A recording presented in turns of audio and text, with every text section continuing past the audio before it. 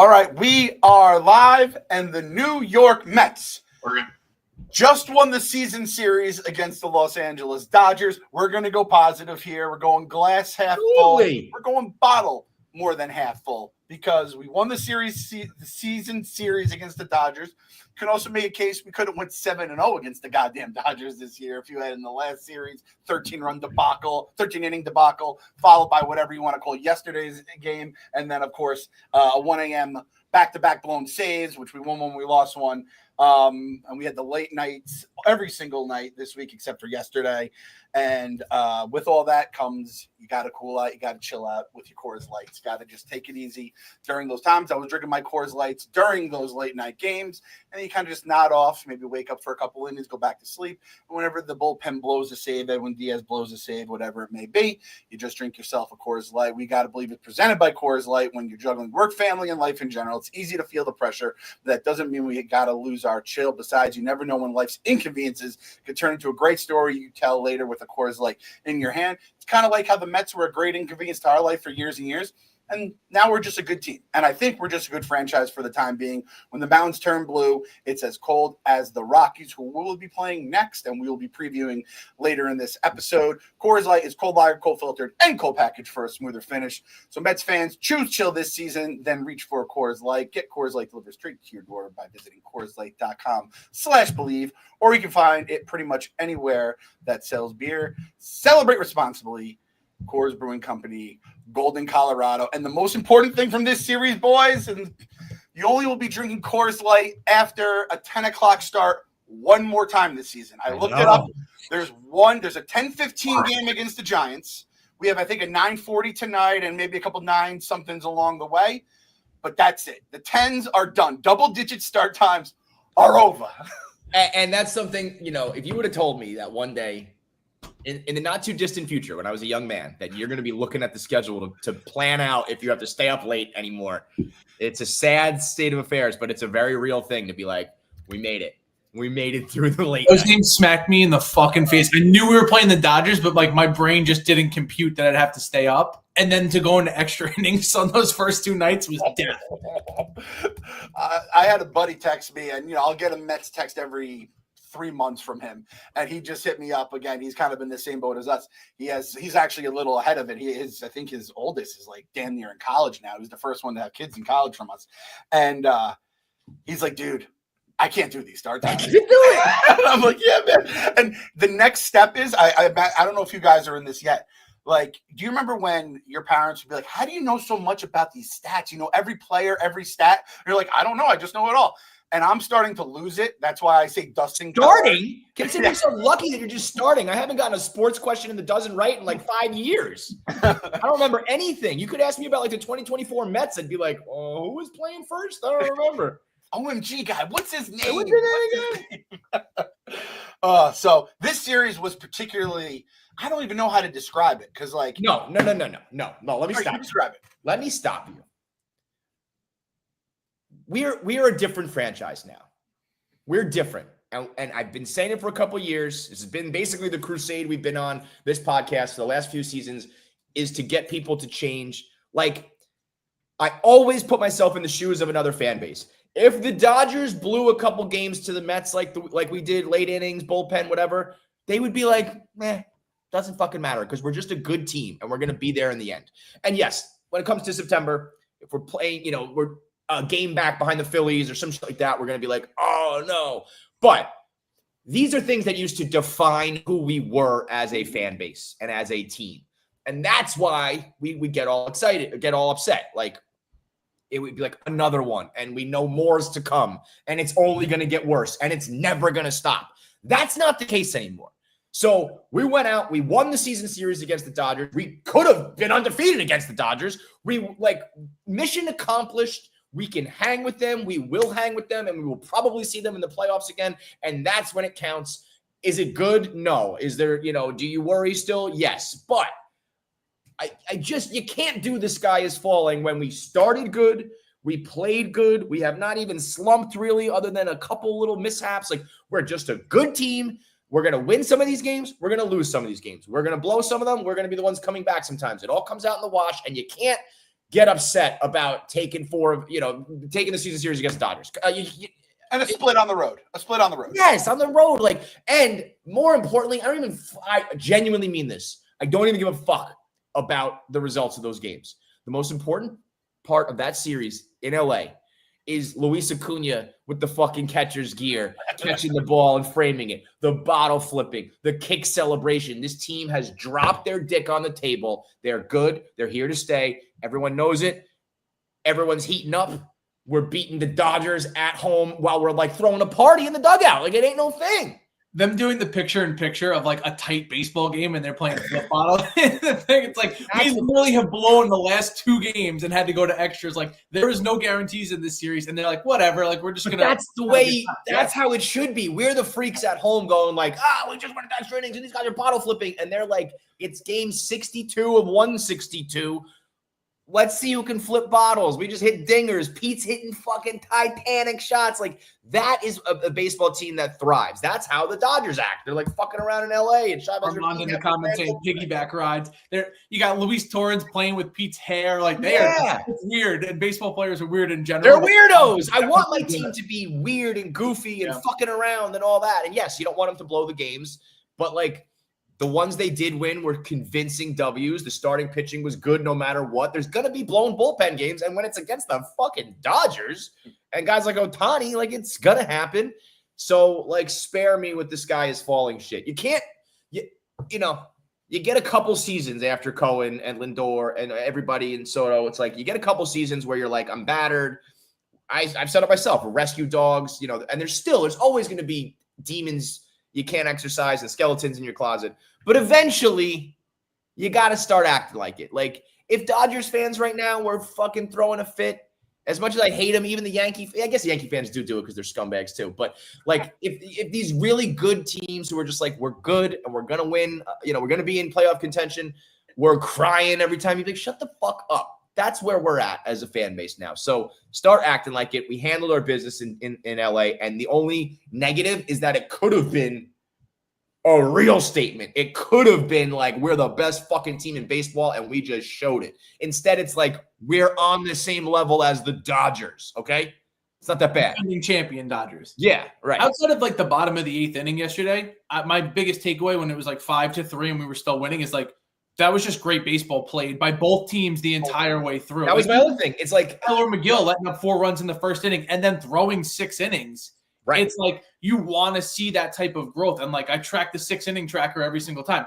They're going out there and throwing a lot of innings now, and the bullpen's getting some rest.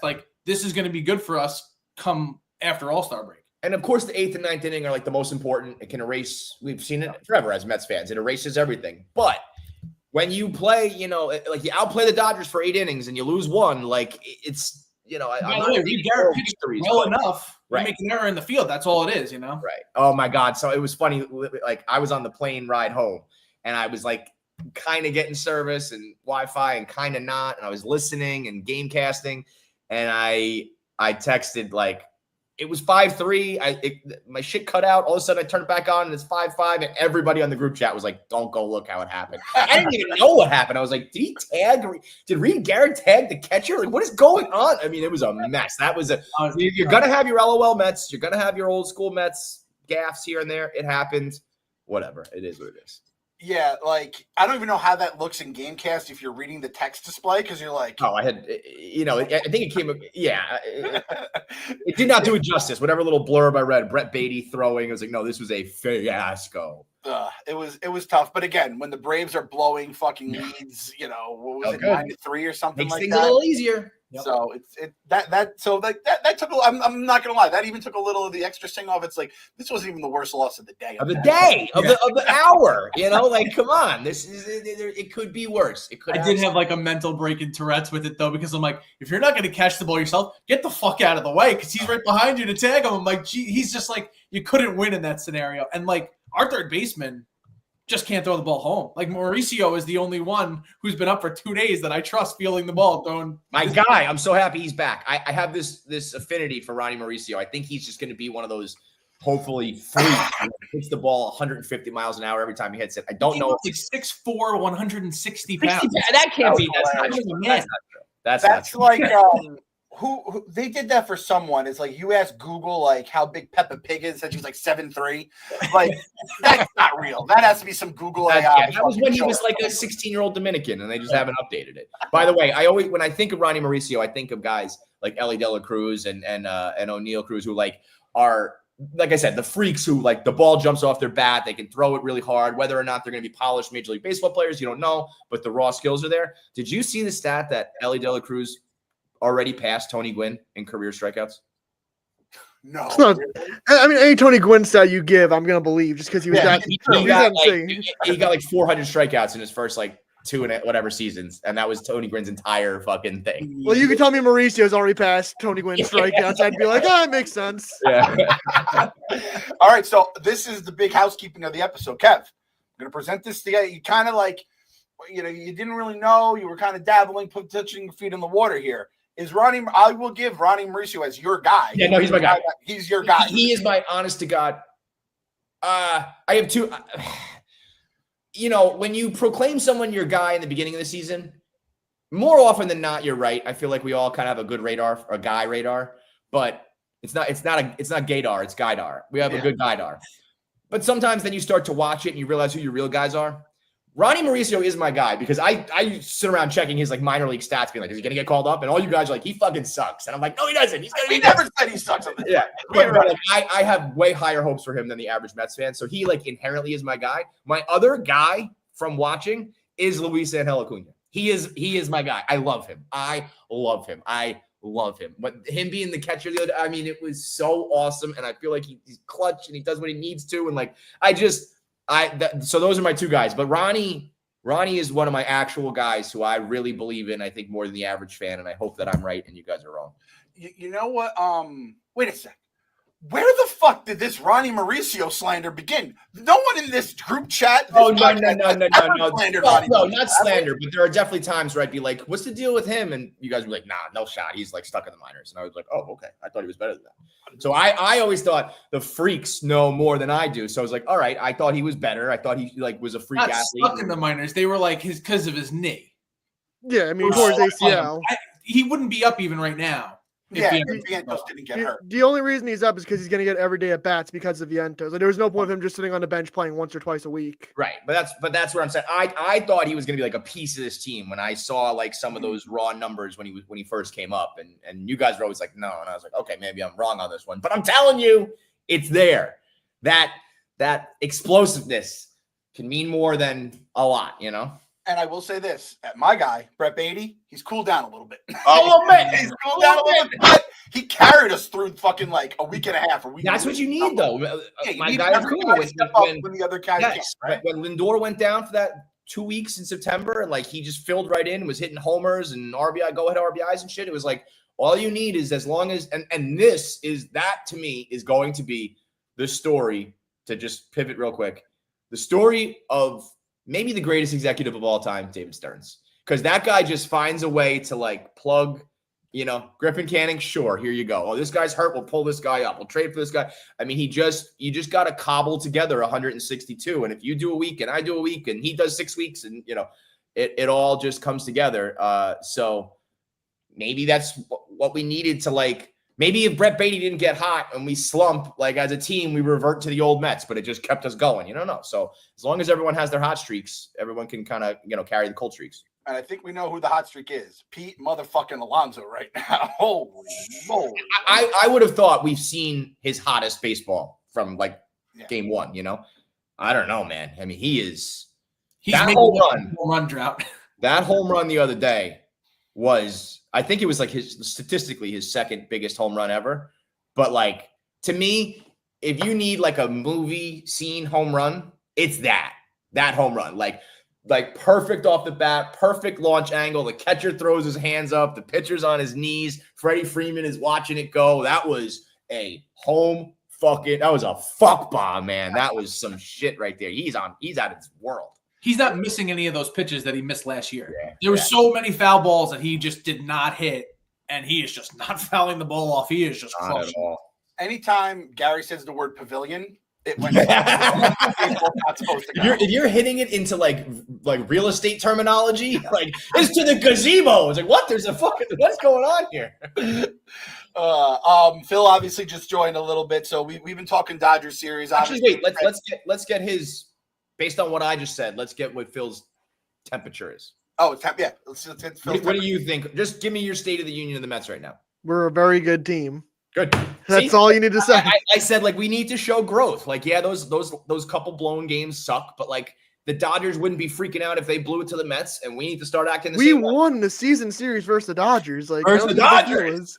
And the other way you can look at it is like the Dodgers should be lucky to even got 3 wins. They should be like, oh, thank God. Like we could have won 0-7 versus the Mets. Thank you, Phil. And Phil is not. I'm putting it this way. Phil is not like Frank the Tank, but like I'll check Twitter. When we blow a game, he's throwing out suicide talk. He's breaking things. West Coast baseball is different. You lose a game at 1:16 in the morning because Nimmo doesn't catch a ball. It hurts. I forgot about that. That's how my brain works when I have to sleep.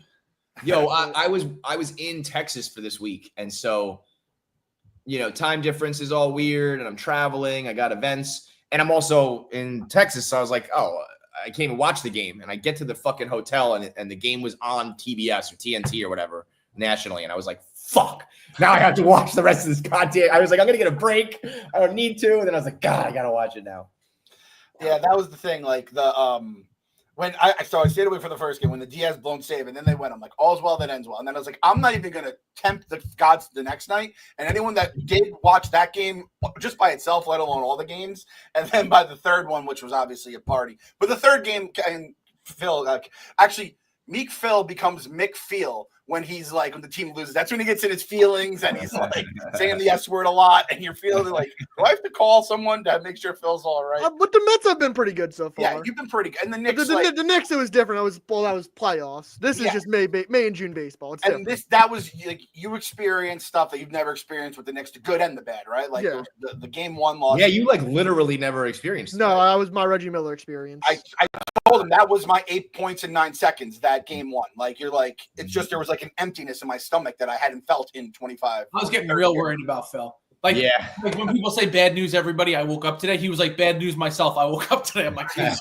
I mean, I was mad at myself for like, I probably for a long time in the 90s, I would say my number one team was the Knicks, which is crazy to think now, just like how much the Mets have taken over.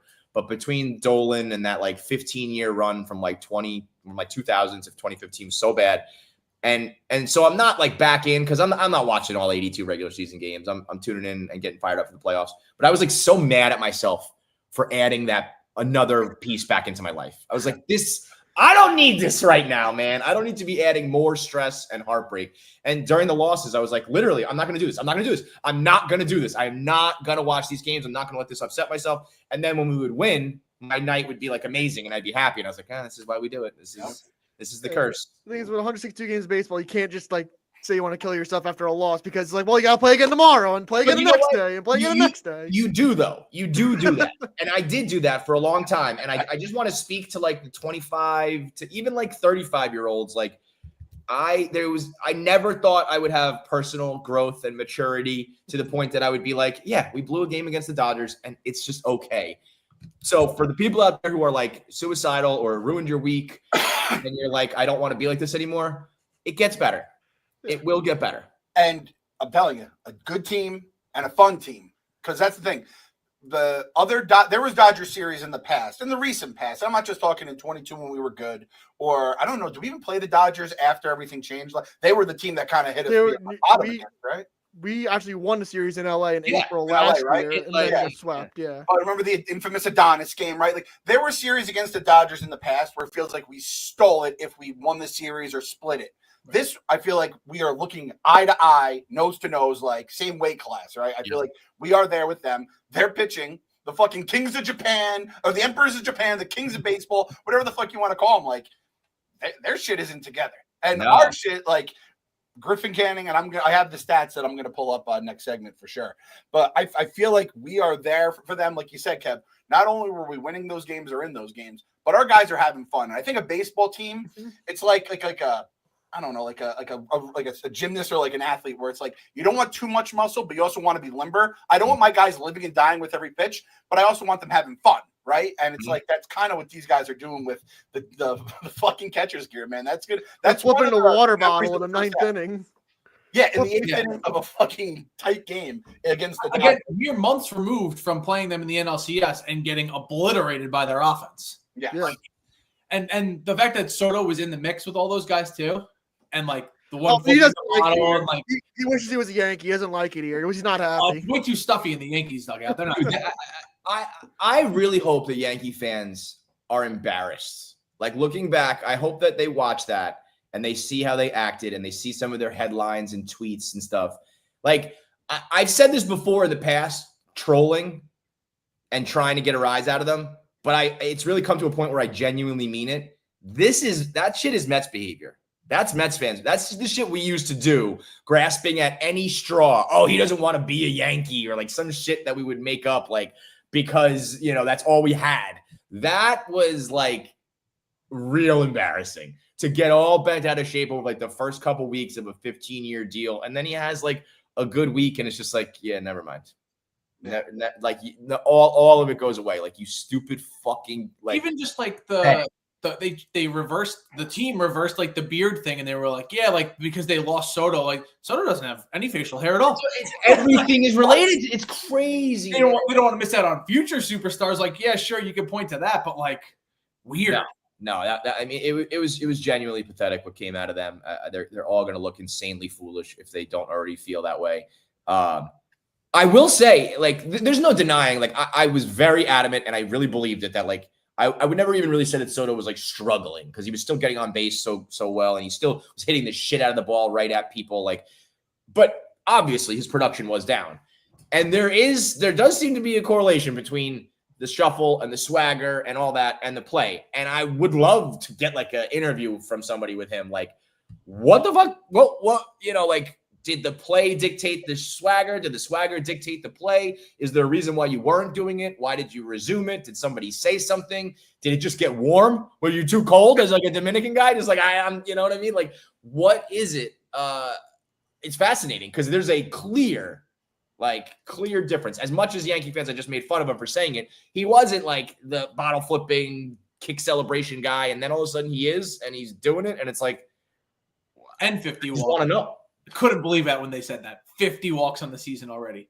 League leading. He's batting 229. Like everyone else on that list is hitting the ball. And so people are afraid to pitch to them. Like he just takes and you can only do what you can only take what they give you. Fucking crushing. Right. And the amount of, I don't remember the stat now, but he had like the same number of like hard hit balls as Aaron Judge, and like 50 of them were for outs or some shit, like crazy numbers that are just like, what the fuck is this?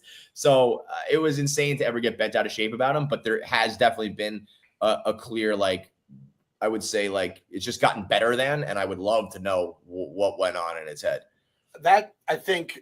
So like those stats music accounts, and there's some of them I really like, but some of them they've kind of reached a point where and then it just becomes someone's personal where they're just airing their grievances, trolling. Yeah, I need someone to just be the guy who does crazy stats and be like Juan Soto's career OPS when he does the shuffle during those fucking at that, and when he doesn't. He doesn't. It's weird with the stats here. Yeah, I mean it's clear, it's so silly, but it's the same thing as what we just said about a fun baseball team. It's like when you're doing that shit, I don't know, you're locked in. What did we say to Edwin Diaz in 22 when we met him? We said, why did you get rid of Narcos? He goes, I'm a fucking idiot. I don't know. Yeah, stick with it. Do what works. With the stuff that works. Like, you were a generational baseball player doing your shuffle and you're this and you're that. Like, do that shit forever, man. If you're John Neese, keep wearing your wife's thong or whatever the fuck it was. He was wearing a thong in his own right. Like, thongs maybe, I don't know. But yeah. The Soto shuffle, I definitely feel like that was a juju thing. He stopped doing it. Again, there was a lot of shit. I'm sure he was probably feeling the fuck out of himself. If anyone signs you to an $800 million contract. I do wonder, like, it would be, I'm sure it would piss fans off if they knew this, but there's probably some part of you that when you make it to your big contract, after turning down, like, I'm sure in arbitration he made a lot of money. I'm not saying he was poor, but, like, he turned down the big extension early. Like, so this was it. This was his payday. And if there was like a month-long period of you just kind of like taking your foot off the pedal, just being like, we're good. My family's set. Like, I'm set. All that shit. Like, you don't want to hear that, but also it's human nature. So I don't know if that was a part of it, or if it's the weather, or just, maybe he was a little injured. Maybe he was sick. Maybe there's a million things it could have been, but there's definitely a before and after right now, and he is cooking. He is absolutely cooking. Maybe he just needed Pride Month to just start getting going. Maybe the game nets are back. So is it Juan binary? What's the nomenclature for Juan in this time of year? Kev, did you hear that? The Juan binary stuff and what do they say? He's on the spectrum or something? Yeah.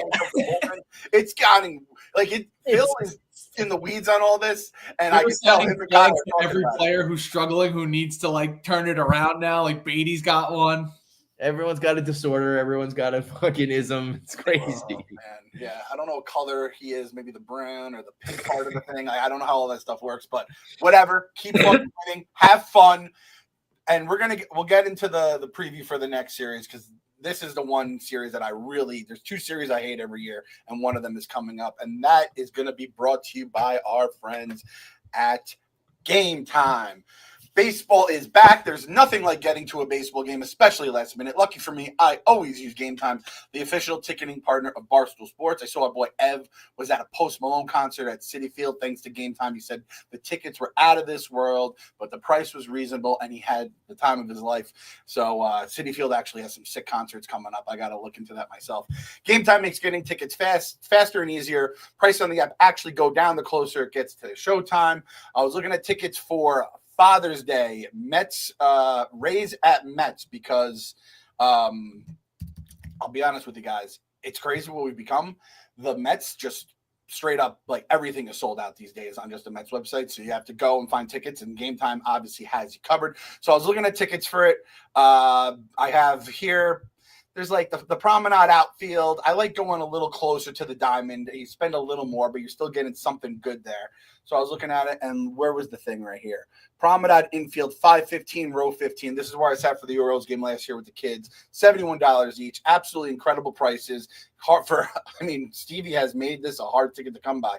So I'm going to get those tickets. You can put those savings back in your pocket and spend them at the ballpark on a hot dog, a new hat, or some good old-fashioned Cracker Jacks. Or as you guys know, the parking. I have to pay for my parking. So what are you waiting for? I'm going to buy these Mets Rays tickets now for Father's Day with Game Time. Take the guesswork out of buying tickets with Game Time. Download the Game Time app, create an account, and use code BELIEVE for $20 off your first purchase. Terms apply. Again, create an account and redeem code BELIEVE for $20 off. Download the Game Time app today. What time is it? Game Time. Again, getting Mets tickets is so hard through their website. Game Time makes it so much easier. You're saving money, and you're happy at the end of the day. I want to give a shout out to Mets fans, because Steve Cohen straight up called us out, and I'm not a game goer, really. I go a couple times a year, Barstool the ballpark. So, I want there to be a home field advantage. I don't want Steve Cohen to be upset, but I also was like, this ain't my cross to bear, And people who do go, stepped the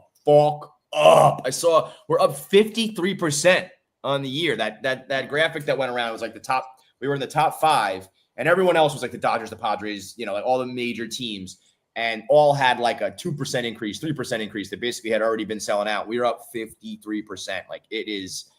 And we're 24-7 at home or whatever, Mm-hmm. Best record in baseball at home, a true home field advantage. The owner asked, and you guys responded. And the next thing, this is another thing I don't really do or care about. If Francisco Lindor does not get voted to the All-Star team, I'm gonna have problems with the fan base. I need all the 18-year-olds who log in and vote 50,000 times on MLB.com. Do your fucking thing, because it's getting embarrassing. You got to commit voter fraud. Start throwing away the ballots of other players. Seriously, all of Frank the Tank's minions should need to go vote or some shit. Make it happen.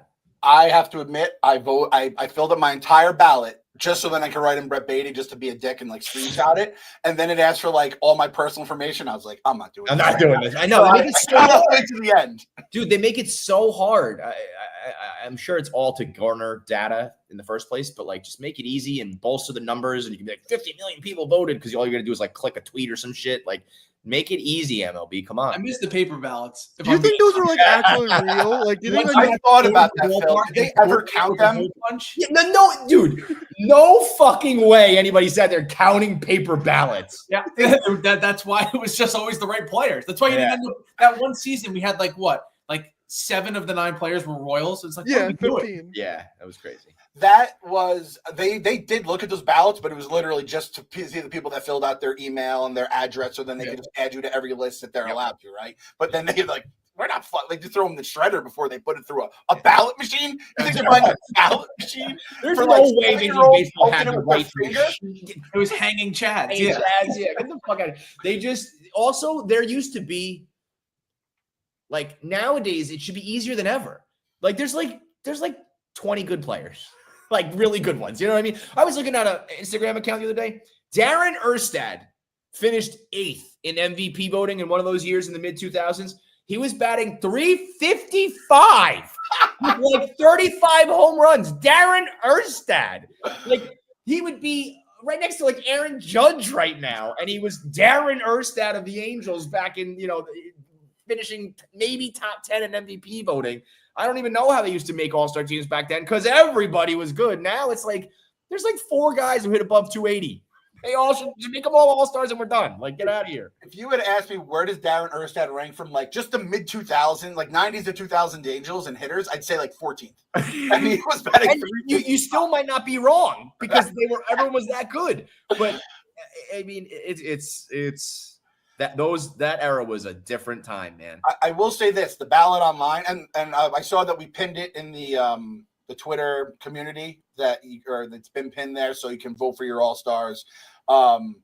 They have like the OPS, the home, like they have the stats there. So you're just like, if you're kind of like, I just basically vote my Mets, my fantasy players, and then if there's like 3 positions where I actually have to make a decision, I'll do that. So it makes it very easy. So vote Lindor.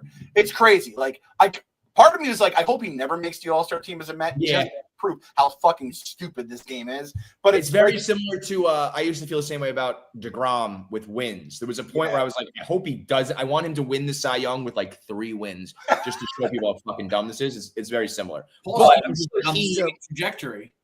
Yeah. Yeah. I feel though like if you ask these guys, it's like they probably don't even want to go to the All-Star. He probably wants to go home with his family, get a couple days off. But at some point, it probably becomes embarrassing where it's like, I'm not. It depends on the city. It is in Atlanta this year. Ooh. So you think he wants to be there more? I have no idea. Yeah. I'm sure. I'm sure you reach a point where you're like, I don't want to go there. I just want to like relax. A couple days off from work, really. Yeah. The dream is the Pro Bowl where you get voted in, you say I'm hurt, I'm getting surgery, and then you don't go, so you have it on your fucking reference page. You know, it doesn't matter, but when you see like 14-time All-Star Derek Jeter or whatever, it's like, well, that's a nice little Yeah, you just want to be invited just so you could say no. Yeah. I don't Hall of Fame. Like, oh, he's a 14 yeah. All-Star. It's like, yeah, well, it's voted on by the fans. Like, if we're talking about Hall of Fame candidacy, you know the important Lindor stat from this past weekend.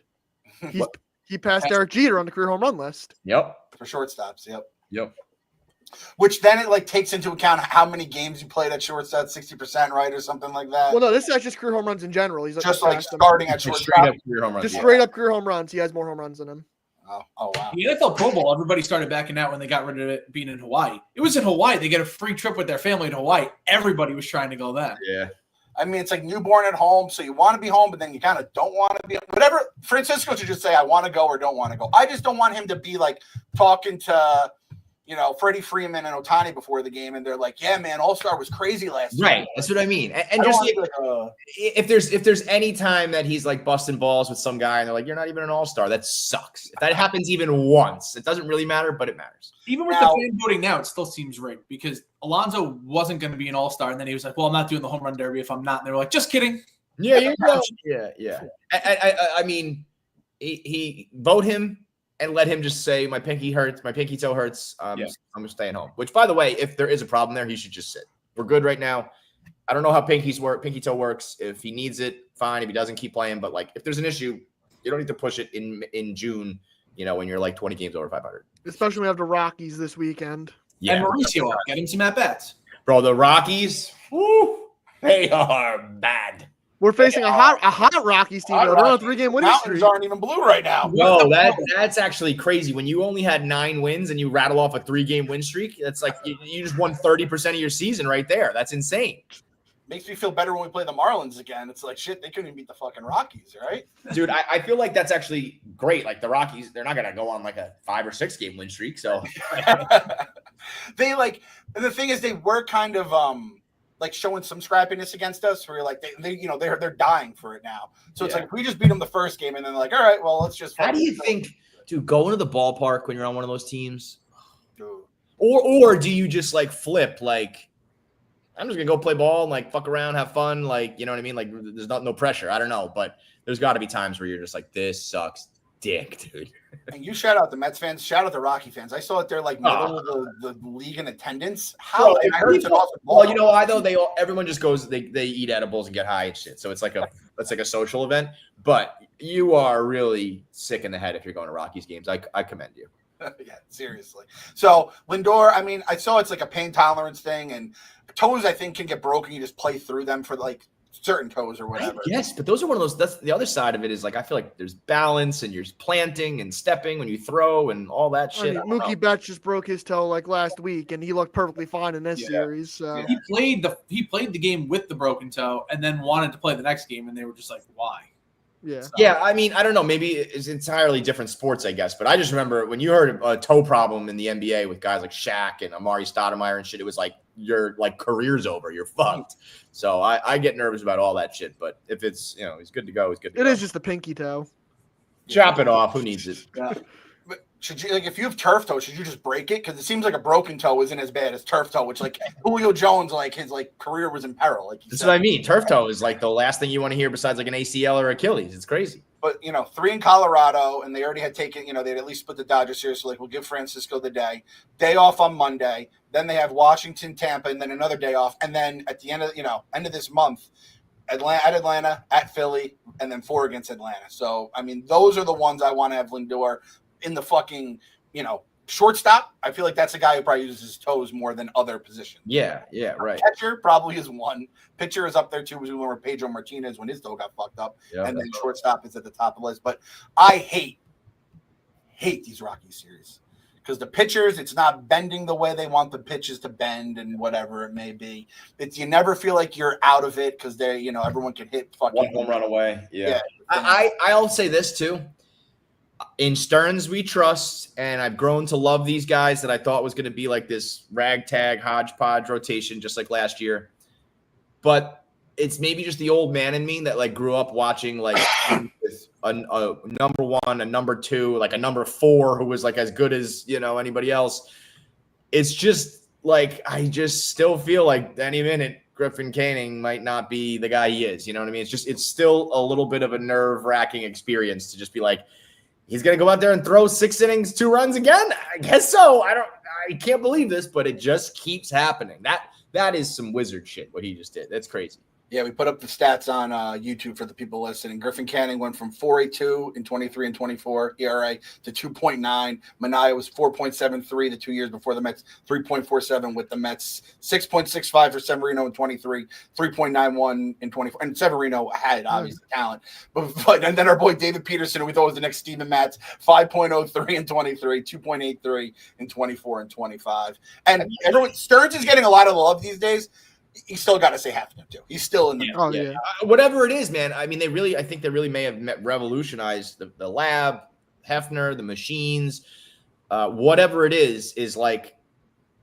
I was really struggling to like watch as a fan, where it's like everyone's going like 4 innings and like there's no aces, and should we even spend money on pitching? And everyone's getting injured, and I feel like the game was kind of at like a crossroads of like how to handle your pitching. Like, do you go all out and get a Garrett Cole and then you have a big leg up over everyone, or do you figure out a way to have 9 or 10 guys that you plug and play?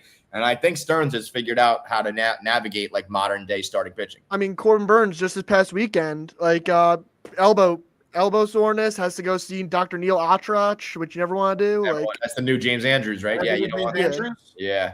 Okay, Jesus. You don't want to see elbow specialists. No. So you're like, top, right? And Yeah.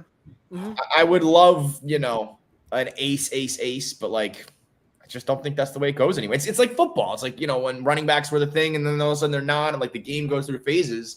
And I think we're at that one. I think we have the guy who's at the forefront of doing it the modern way. Yeah, not even on that list, Kodai Senga, who's got like a sub-2 ERA. Right, He's like the ace that you forget about. Every time he pitches, you're like, oh, yeah.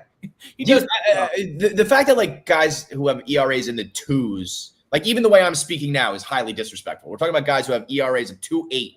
Like that used to be like you're an ace, but it's just because there's no name power or cachet behind it. We're like giving them shit, but it's like if you have 3 guys on your staff with a sub-3 ERA, like you got a fucking staff. Well, that's the thing. I don't even assign numbers to them anymore. I'm just like, oh, so and so's pitching. That's what I mean. Like these are things that are so ingrained in us at our age that you have a 1, 2, 3, 4, 5. But it's like the back half of the week can be just as good, if not better, than the first half of the week, and so on and so forth. So. And the other good thing about Griffin Canning is the Braves just kicked him out to the curb for nothing this past winter, and they really could have used him. Yeah, man. And I saw some stat about the Dodgers, like once their version of like Hefner took over, or some pitching lab type guy took over, like they're all getting hurt, so they're almost trending in the opposite direction. I think it's like 16 pitchers on the injured list. Like, yeah, so like that's just what they are. Isn't Mark Pryor their pitching coach? Yeah, I mean that guy. That's the last guy I want touching my pitchers, right? That's crazy. That's crazy. That's not a good idea. That's not who you want. Pull Blackburn's back with his leaky spine. Like I again, another guy who just shows up and I'm like, I forgot he was on the team. When I saw him start the other day, I was like, he's alive. He's alive. And then they put him in the bullpen. So. Yeah. And then I just made a rehab start. Like we have people coming back. So I don't even know if Montas is going to have a spot the way he keeps throwing. Joe DeMeo hit me up this week, and we were just talking about kind of like that tweet. And he's telling me, too, he's like, by the way, Nolan McLean and Jonah Tong. Jonah Tong I've been seeing that name a lot. He looks like Lincecum. He sent me a clip, and it looks just like Timmy Lintz. And then Nolan McLean throws those fucking Jose Fernandez wiffle balls. Mm-hmm. Dude, so, if we have a couple, like, studs, that's the other thing that, like, there just hasn't been enough time for Stearns. Like, if he is developing some studs down there that we don't like real studs, we're always saying, like, how come we don't have those guys who come up and just fucking dominate? And if they're coming, like, the future might get seriously bright. Like, I'm not even, it's like we're saying we're eye to eye with the Dodgers. It's like, but what if we, like, really are? What if Cohen and company are putting together a franchise where, like, every year we're just an endless supply and we're just like, yeah, we're going to win 100 games every year? What we've been praying for and talking about. We earned it. We deserve it. I'll tell you that much. We deserve it. God, yeah. And I said this, I talked to Carabas yesterday for a bit about baseball. Like, those Knicks fans going crazy in the streets and saying funny shit, doing whatever. There's some Yankee fans there for sure, but that's like Met spirit, right? Yeah. More than anything, Yes, totally. The Yankee fans are the ones going rings and this kind of stuff, but like the craziness. You're going to see some win. Clemmer got annoying on Pick Central the other day where he was like, oh, well, the Mets won the NLDS. You didn't see fans like running around in the streets. Like, there was a block party outside City Field of fucking Spider-Man dancing. What are we talking about? We won like a game in April and we had a fucking Sesame Street party. Like, what are you talking about, Clemmer? There's like 1,000 grimaces walking the streets of New York and it's like just normal day. Like, we are fucking weirdos in the best way possible. We're having concerts to be Grimace. We're having concerts after a June game. What? Because he keeps rubbing in the street signs with the Knicks, and it's like. Which, by the way, I mean, of course, people are going to do that. Again, that's like very Mets behavior. It's like when you need to grasp onto things because like you just lost. Like the fucking, some PR person in the mayor's office is like, we need to do this. It's like, okay, fine, whatever. You know what I mean? It's not like Jalen Brunson was like, I want a street sign. I mean, again, I respect the fuck. The Celtics are awesome. I think a couple of things broke against them. That's just the way shit fucking works, as we learned last year as Knicks fans. Like, I was told the Knicks did not have a chance for the Celtics. I was told that by the sports book. I was told that by every Celtics fan in the office, and the Knicks just went out and beat the Celtics. We'll get to we're going to have a Knicks post-mortem at the end, too. We have the tip shit to talk about as well. But we still have a couple of little Mets things to hit. Speaking of arms here, I want to know if I'm by myself on this one. My trust tree for the bullpen now, as it currently states, we'll say like the top 3. Edwin's back to 1 after fucking just an unbelievable run, even if that blown save. 2, I'm putting Reed Garrett too, because he has not done anything to fucking waver that trust, even after yesterday's weird game.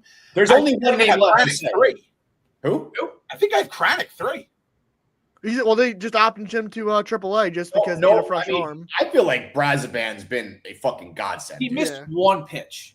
Like, people are like, oh, he's the old Brosman. He struck out the side after throwing. He also threw 31 pitches the night before. I was going to say, I mean, maybe not. Like, I mean, trust tree is one of those things where it's like, it's a tough thing to decide.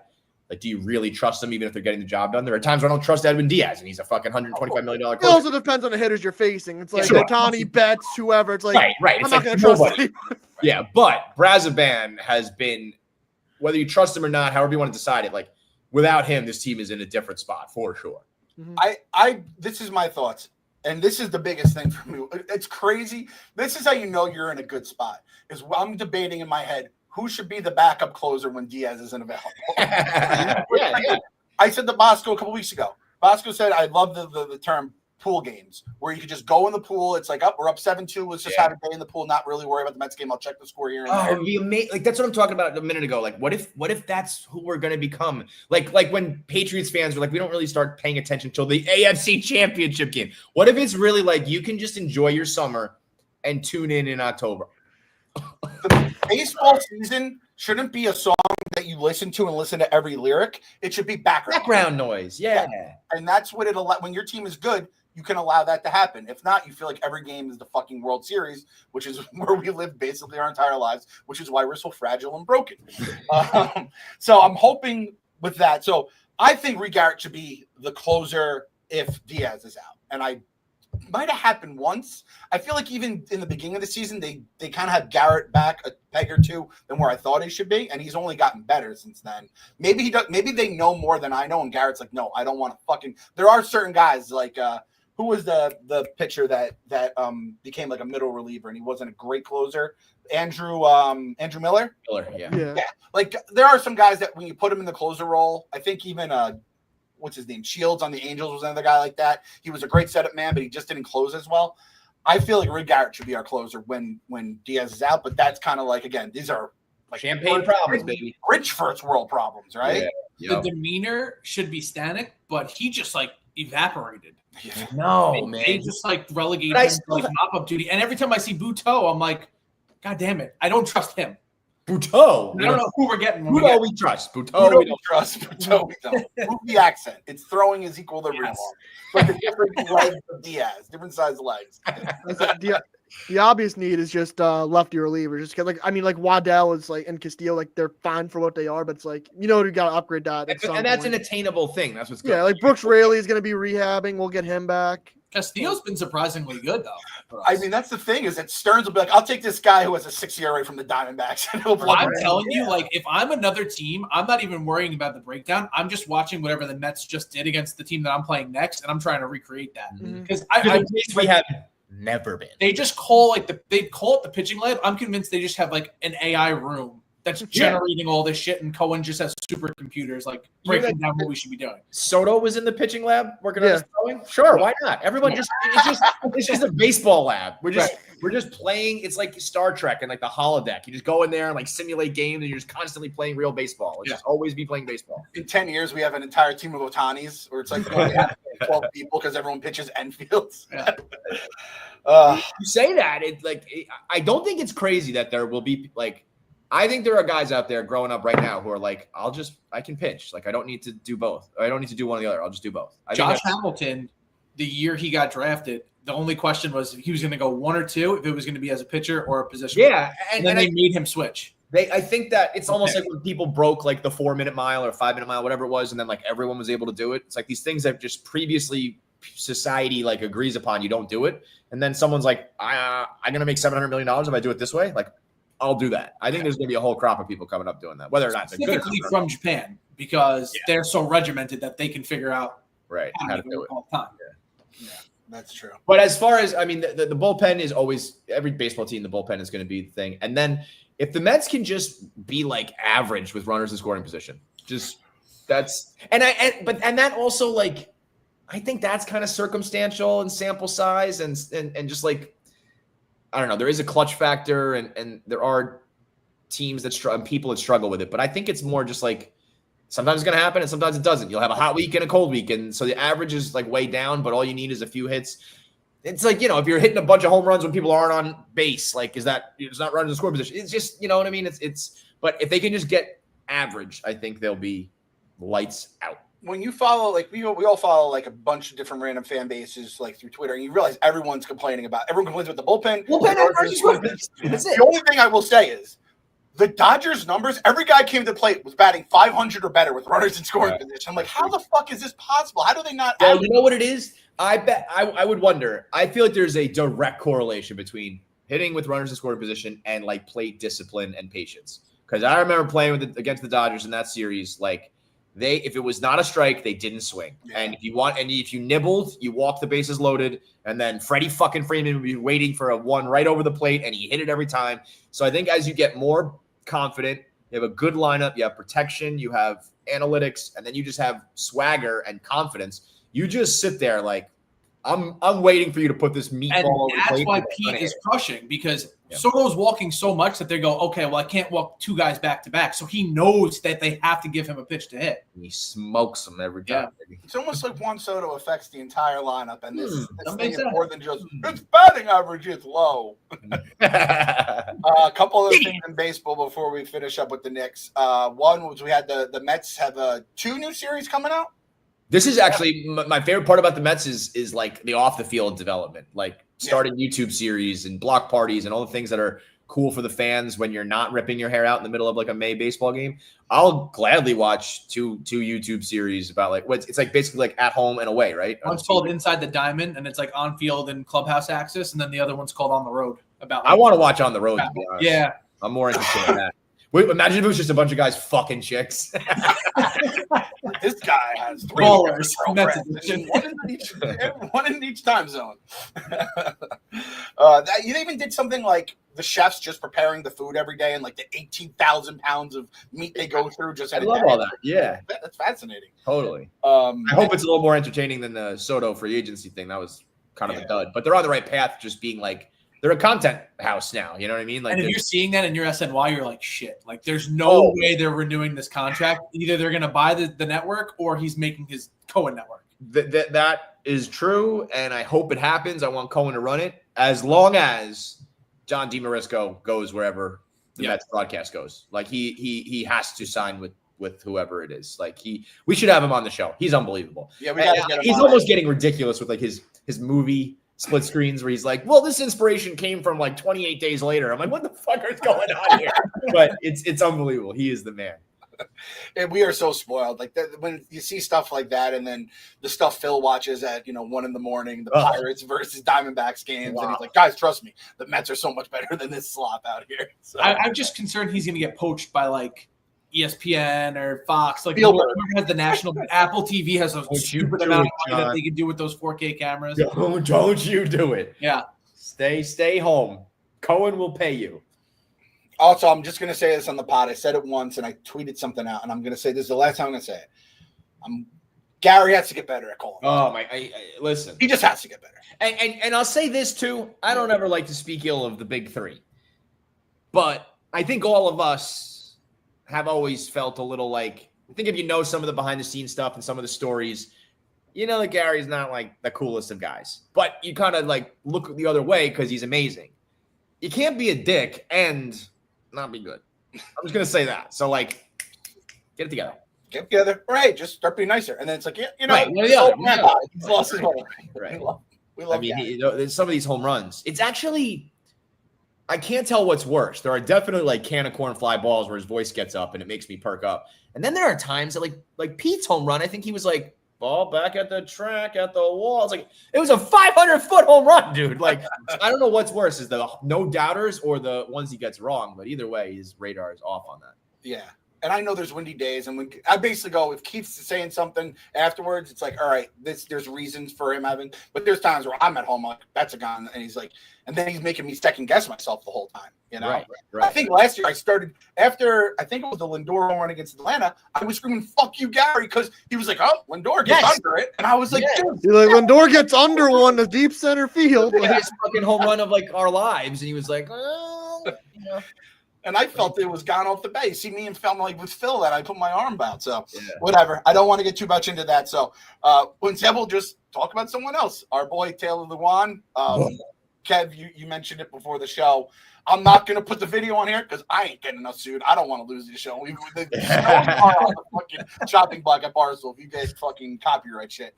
But go search it. Taylor Lewan's first pitch. I was woke on it, and I did. It's like I don't.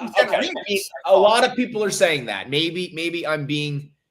Put it this way: if Taylor Lewan faked that, they're doing an unbelievable acting job because the fallout afterwards. Will is posting videos of like conversations they're having in the car that are very real. Of like hey man, like this is going to follow you around for the rest of your life and you need to be prepared for that. I'm with you. I ride with you, but like, you just have to know this is an avalanche that's never going to stop. And if that's all acting, and then I tip my cap, then they're just amazing. But knowing those two meatheads, they're not going to pick like a athletic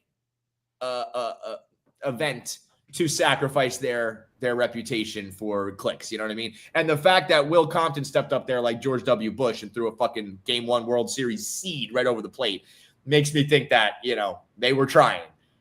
So, I mean, the first pitches are one of the weirdest things.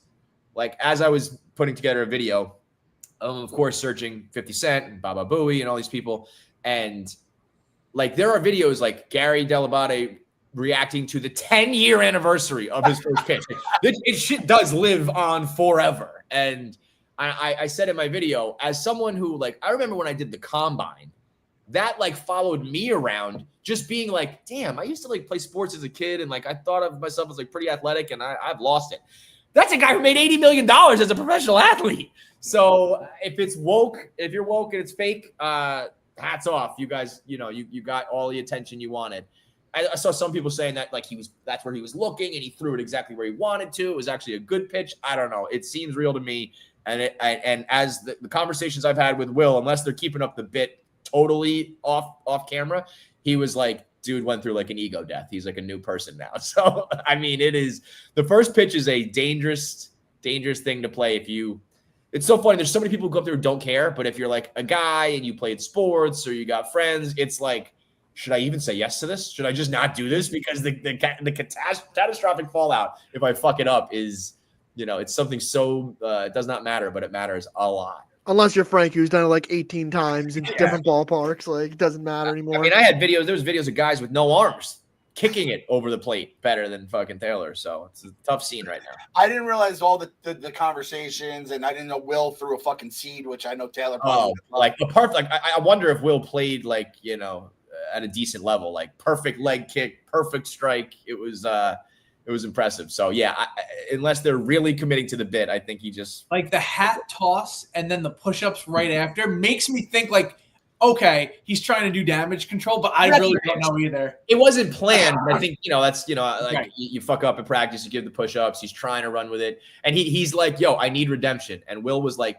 you will get it, but this is forever. It was brutal. It was so bad. It was so honest. It was like this, you're going to, like, anytime you say anything, people are going to send you that clip like forever.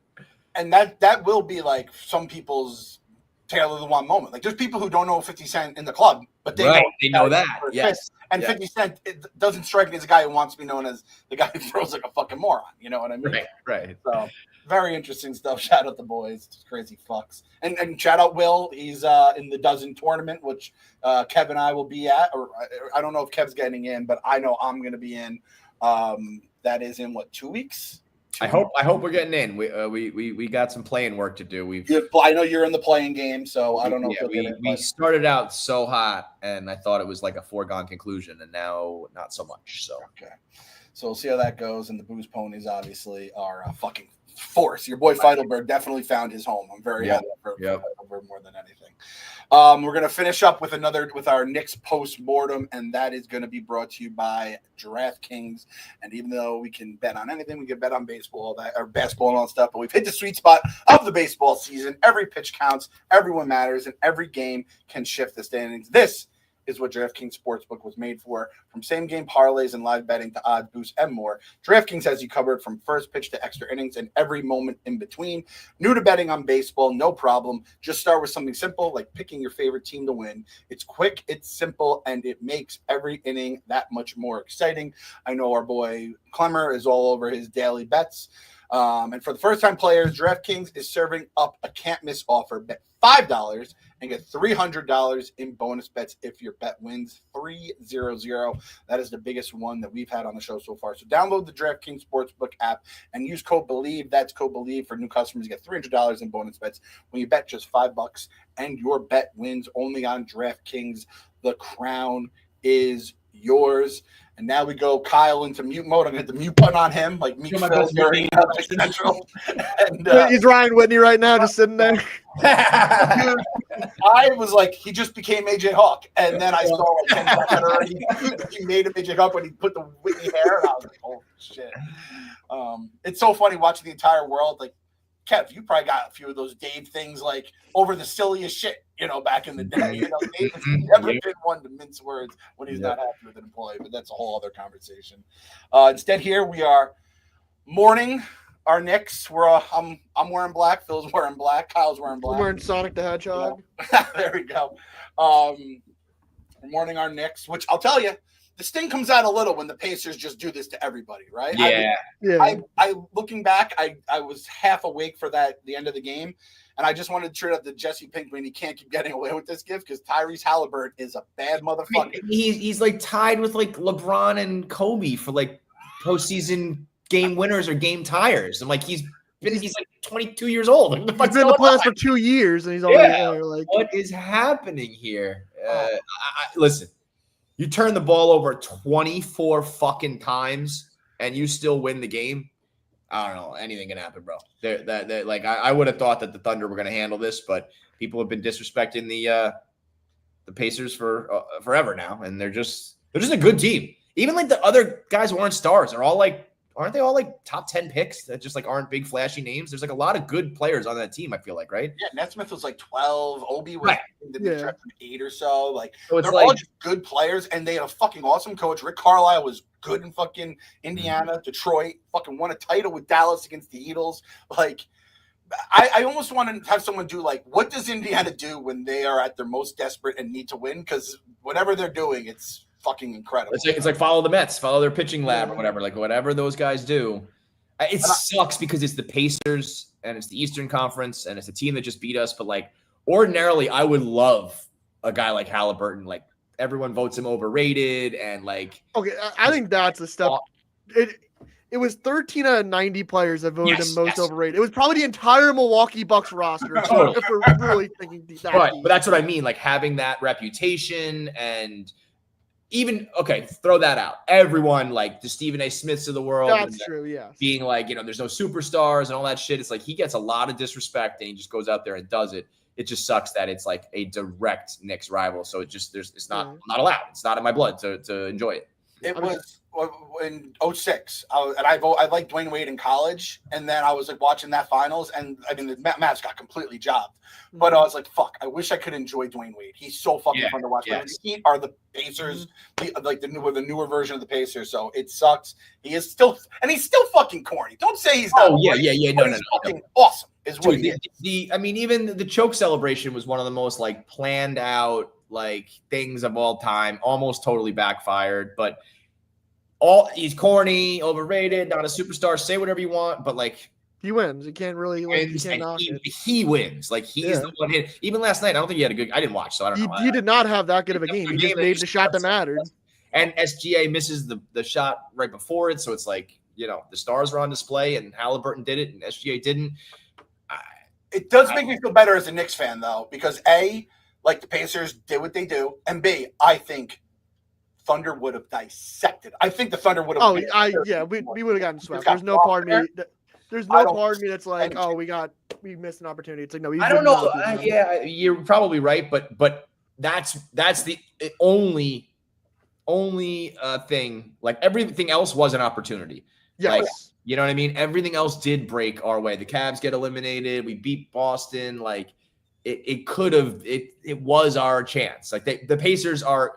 Maybe I'll eat my words and they win the title and they do it handily. And it's like, no, they really never were beatable. But at least as of right now, it feels like we could have beat them. And we were up 20 in game one. So like, it did feel like this was. The Cavs are probably thinking the same way about the Pacers though. It's like every team has experienced this Pacers. Yeah.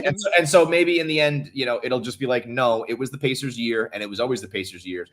But it feels a little bit like some of the Mets losses where it's like, this was our one shot. Like everything broke our way and we're playing the Kansas City Royals and we couldn't get it done. And now we know we're not going to be back for 7 years. Like sort of like that. I mean, they will be back, but I'm just saying that sometimes the city's NFL owner just dies 30 minutes before the game one Eastern Conference Finals and he just carries them spiritually the whole way. And like the Dodgers fans, and it's like all these super teams, and it's a Tommy Edman winning fucking World Series for them, and it's that that kind of year. So whatever.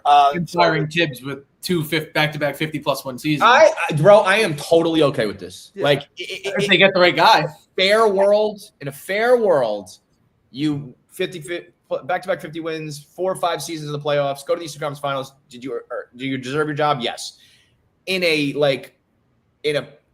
I want my team to be proactive and want to win. And it's like he plays people too much. When he doesn't play them, it makes no rhyme or reason. He leaves guys on the bench too long.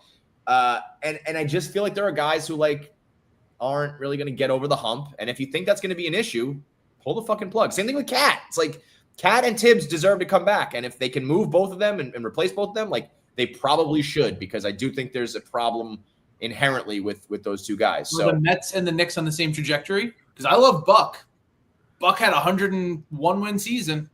That's not and there's examples both ways of guys getting fired and the new guy comes in and wins the chip. Carlisle was one of them. Carlisle should have won the chip with the Pistons. They fired and they bring in Larry Brown. Steve Kerr, Mark Jackson, Nick Nurse, Dwayne Casey. Yeah. But I'm sure there's plenty of examples of we had stability and we were going to the playoffs every year and we pulled the plug and we fucked it all up. So it's a little bit of a risk, but I would rather in this world, it's very strange because on the one hand, there's not the LeBron in the East and the Warriors in the West where it's I don't know, no one else is going to make it. But then the other side of it is that everyone can make it. And there's so much competition that there really is no rest on your laurels. We'll be back. We can just run it back with the same crew because there's 10 title contenders now that you got to compete with all of them. So now's not the time to just be well, we're doing pretty good. It's go figure this shit out. It's not like that Eastern Conference Finals run was dominant. I kept saying we were a few possessions away from losing a series to the Pistons in round 1. Totally. I mean, and he blatantly got out coached in a lot of ways. And you're a defensive stud, and you get guys like OG and McHale, and then you don't play well defensively. It's what the fuck is going on here? I say the Knicks. They had 16. No, wait. So it was 6, 6, and 6, right? So 18 games. Mm-hmm. I'd say they played. They looked like the better team in 8 of the 18. I think that's even too high. Yeah, and it's listen, the Celtics game, the first 2 games they won the games where they didn't look good, and that's all that matters is the fucking W. Just like the Pacers, the Knicks looked like the better team in game 1 against the Pacers. All that matters is the win. I do think some of that does come on the coaching, some of it comes in the players too, but and Kyle, you said it perfect. I think Tibbs is like Buck, where it's he raises the floor, he makes everyone be fucking professional. In shape, change the culture around, 100%. And now, he's never gotten to the mountaintop. Neither has Tibbs. Tibbs also, I always thought Tibbs' playoff record was a lot better than it was. It's really not. Yeah, he's not the guy to get you to the promised land. And in a weird way, you raise the floor, like you said. These guys have been cardio machines. They're probably all in great shape. And now maybe you don't have to play 42 minutes a game. Maybe you do get a bench that's deeper than 6 or 7, and their lives. Those guys are adding years onto their career by getting a new coach. And what thank God. What I really need is people Gilbert Arenas and some of these basketball accounts. Why is Trey Wingo and Emmanuel Achos talking about the New York Knicks head coaching search? Why is Dave Portnoy? Why is Dave Portnoy? It's the same reason. It's it's what I was saying on the rundown. Is people are obsessed with the Knicks, whether they're good or bad, hating on them. It's if the Bucks were changing coaches, you wouldn't be doing this. Get the fuck out of here. But it's Knicks for Clicks has come back in big time. But what I need is those guys to stop very correctly analyzing Karl Anthony Towns. Because I'm we got to move this guy. And Gilbert God. He's built like a whole bitch. His feet are too big and his arms are too long and he can't jump and he can't run. I'm shh, I need the fucking Suns to take him. God damn it. Oh, man. I don't know. This is the other thing, too. And listen, I fucking love Tibbs. I wrote the blog after it happened, and it just became I understand why they did it, but I was he did a lot of awesome shit here, and gave Phil his first real dose of sunlight, for an extended period as a Knicks fan, and brought us back to the 90s again. But at the same point, Tibbs did, before Tibbs it was like this, before Tibbs it was like that, and now how do you know? The guys who hired Tibbs were the guys who started all this, and fucking Leon. Well, the only thing I don't who hired him. Did you hear that report that was that maybe those guys fired him because they were mad he was getting the credit? I don't know if that. I don't think. I don't buy that. There's a lot of chatter that I hope is not true. That they don't like Rick Brunson. The front office was jealous because that's the sort of shit where it turns into a clown show. I don't think I believe that, but I don't know. That's a Cowboy situation. That's a cautionary tale. And you see that right. happen, you're like, you're not going to make that same mistake. And right. we know this as Mets fans. When the Mets got good, that's when, and then like you had the year, a magical year, whatever. Then like Jeff Wilpons would start poking in, and like I do get scared that we've woke up Dolan enough now that he's like, oh, the Knicks are good. I can. So like I'm always gonna have one eye open to that.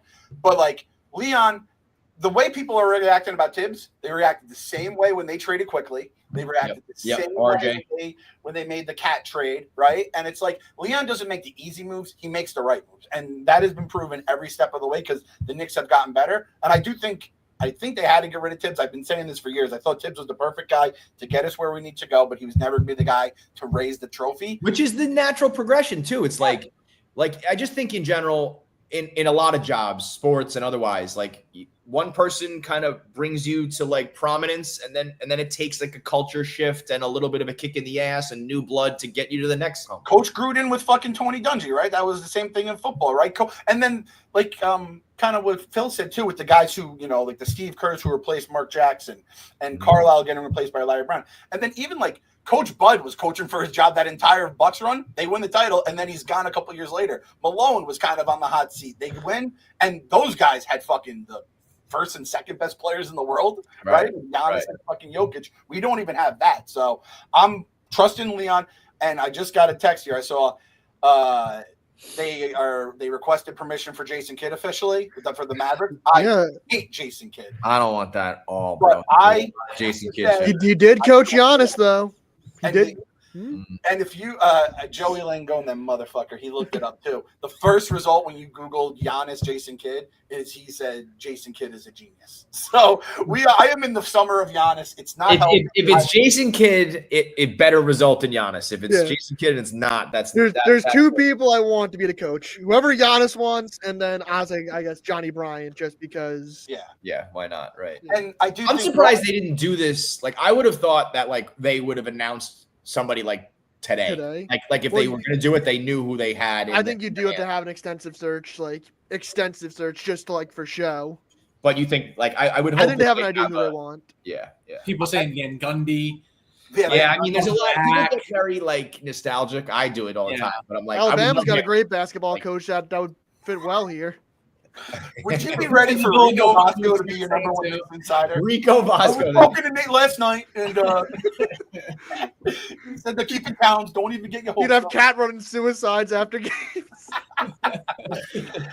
I mean, Van Gundy is definitely like this, but like him and Thibodeau are like, it would be like KFC getting fired. I'd be like, I'm taking over. You know what I mean? Like, I mean, it's probably better to have a new age guy, young, all that shit. But like, there's part of me that's like, Van Gundy? Oh, I remember that. Let's go. I hate that Van Gundy was defensive coordinator for the Clippers. I feel like he should have been with us the whole time. Yeah, he should have just been a Nick. You also hear with Tibbs, like it was his way or the highway. The coaches might just stay on staff because it sounds like he didn't even listen to his assistants. Like we could keep Brunson on staff because like him and Mo Cheeks and all these guys, they were the front office hires more than they were. You know who's making a big PR push for it?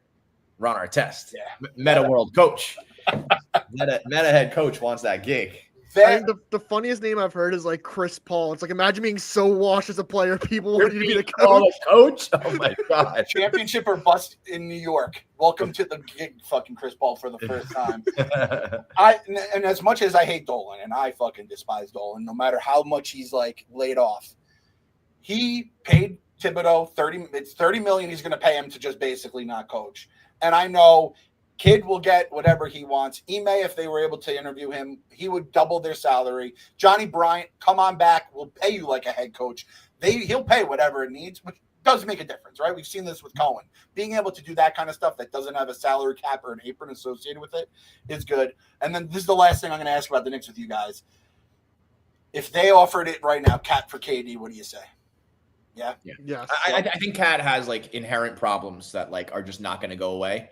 And I think like finding someone to take him in exchange for like a potential like 1 year superstar run, like obviously there's not a future there, but like the window is now. I don't think you're going to find much better than that. So I would do it. I would. Yeah, I'm just also going, trying to get a better backup center because Mitch isn't playing all 82. yeah. Porty has to get some, and then we're gonna have to get like a legitimate backup center. And the bench is gonna have to get better too. And the reports are coming out. Like I think it had to be Cat for KD was like the trade, and whether or not I don't know who said no to it or what happened, but it does feel like that had to be the case. I think they could give up McHale and it'd be like McHale and Mitch maybe, but like I'm not sure. That's the thing when you There's hear only these so many trades, combinations you could do with the aprons. yeah, with teams like the Bucks and the Knicks and the Suns, like with the aprons the way they work, you have to work out the numbers. And all these fake trades, unless they work out mathematically, they literally cannot make the trade. Yeah, right. So I mean, Giannis is the dream. He would have to literally say, "I want to go to the Knicks or nowhere else." I'm still gonna. He'd have to wear a New York or nowhere shirt. Yeah, exactly. I've been like, this is what we did for years when we were garbage. Is like, oh, maybe he'll want to go to New York because he played there in AAU in 8th grade. Like that's the kind of shit we were doing back then. I mean, the amount of research I'm doing on Giannis's businesses that he owns in New York, I'm like, what? Okay, I guess business interests here sounds great, man. Thanasis, is that how you say the name? Thanasis. Yeah, bring Thanasis, bring everybody, whatever you want. You and Rick could sit together on the coaching side of things. Yeah. If you want to play, throw a jersey on. I don't care. They do say he's like one of the greatest teammates of all time, though, so it makes me feel a little better as well. So let's go. We'll worry about that when it comes. So yeah, I mean, I think with Jason Kidd already getting like this go ahead, I feel like we're gonna probably in the week. I would say something that's just a straight guess, but I don't think you have to wait till the finals to like it's not like baseball. Yeah. Other than A-Rod, remember when A-Rod opted out? What an asshole he was. 1 of 1, the absolute fucking worst. So yeah, Knicks fans, Mets fans, everything in between. At the end of the day, gotta believe. Gotta believe. Gotta believe.